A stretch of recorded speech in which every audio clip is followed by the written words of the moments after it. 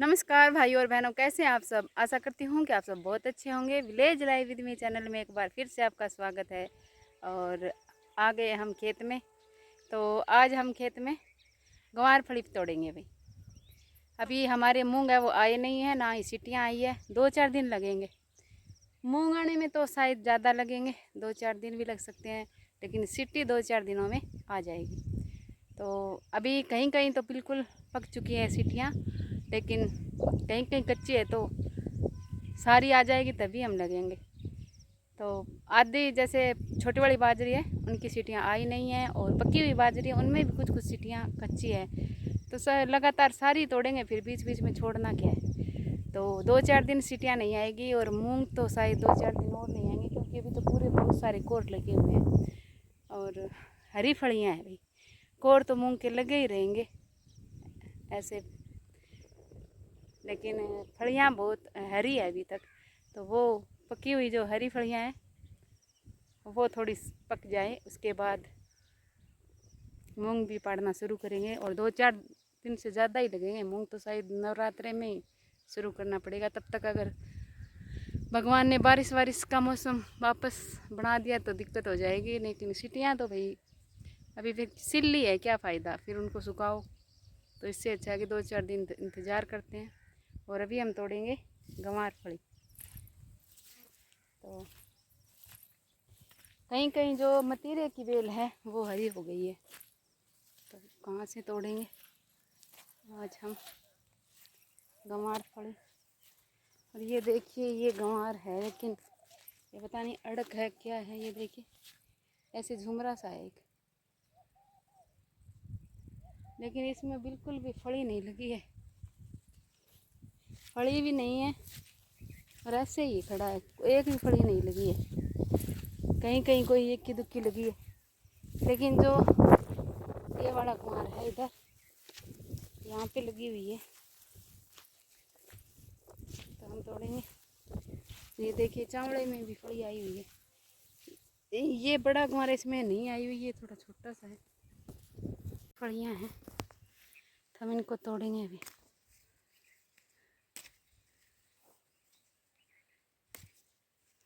और कच्चर और फली की जब सब्जी बनाते हैं तो स्वाद बनती है बहुत ज़्यादा।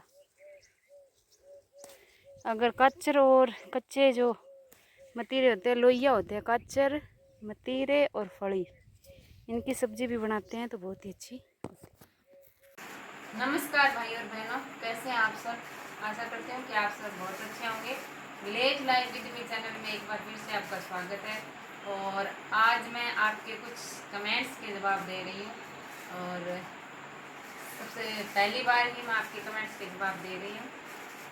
तो शैलेश शर्मा नाम से, शैलेश शर्मा 1913 नाम से आईडी है, तो उन्होंने कमेंट किया है गुड। तो आपका कमेंट करने के लिए बहुत बहुत शुक्रिया। और बाबा जी का ज्ञान ये आईडी है इस नाम से, तो उन्होंने कहा है कि हाय सुलोचना मैम, या हेलो सुलोचना मैम।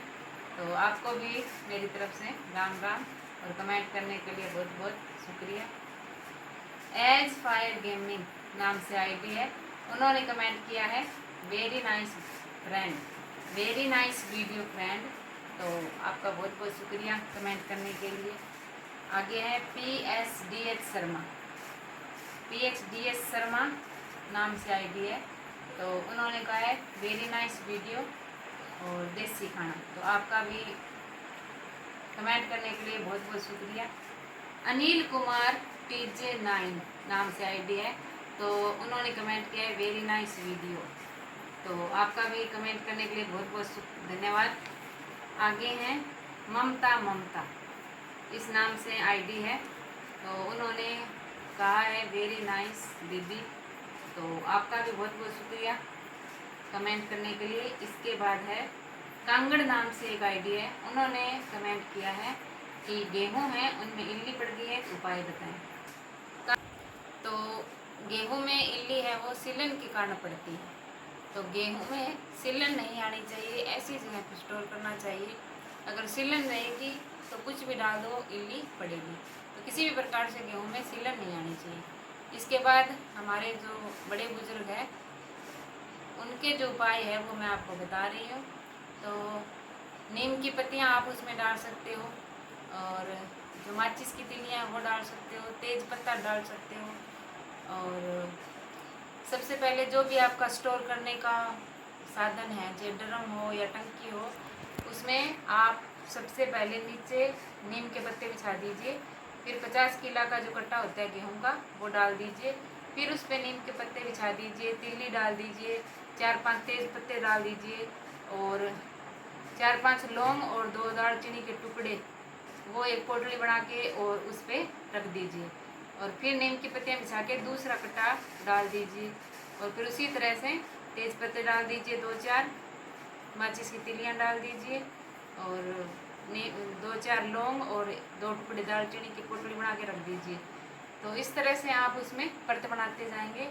और सीलन का विशेष ध्यान रखें, अगर गेहूं में सीलन आ जाती है तो उसे धूप जरूर दिखाएं, तो इस तरह से इल्लियाँ नहीं पड़ेगी। तो कमेंट करने के लिए आपका बहुत बहुत धन्यवाद, और सभी ने जो कमेंट किए हैं तो आप सबका फिर से बहुत बहुत धन्यवाद। और इसी तरह से कमेंट करते रहिए, और लाइक शेयर और कमेंट सब करते रहिए। लाइक भी कीजिए, कमेंट भी कीजिए, और आपका कमेंट करने के लिए आपका बहुत बहुत धन्यवाद एक बार फिर से। नमस्कार।